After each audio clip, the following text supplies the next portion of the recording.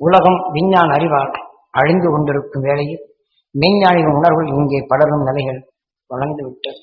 ஆக நான் மூடனாக இருப்பினும் நான் பேசுகிறேன் என்றால் இது நான் அல்ல, ஞானிகளால் வளர்க்கப்பட்ட உணர்வின் செயல்கள். அதில் விளைந்த உணர்வு நுகரும் ஆற்றலை நமது குருநாதர் கொடுத்தால் அந்த உணர்வை நுகரப்படுவதுதான் அந்த உணர்வின் இயக்கமாக சொல் வடிவிலே உங்களுக்குள் வருவதும், உணர்வின் நிலைகளை பலனறிவால் நீங்கள் உணர்வதும், உணர்ந்த உணர்வு உங்களை இயக்கச் செய்வதும், நினைவுகூறும் போது அருள் ஞானியுடன் வட்டத்தில் அவர்கள் தன்னுடன் அழைத்துக் கொள்ளும் உணர்வே அங்கே வருகின்றது. இன்று மாங்கனி விட்டை ஊன்றி விட்டால் அதனின் சத்தாக தான் அதனின் சுவையை கொடுக்கும். இதை போல அருள் ஞானின் உணர்வு நமக்கு ஞானிகளாக விளைந்த பின் அதனை விளைந்த அந்த சத்து அவர்கள் கண்ட உணர்வின் சுவையை தான் கொடுக்கும்.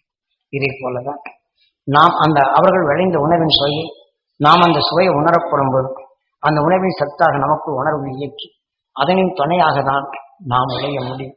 ஆக அவர்கள் கண்டுணர்ந்த விளைந்த உணர்வுகள் இங்கே படர்ந்திருப்பதை நாம் கவர முடியும்.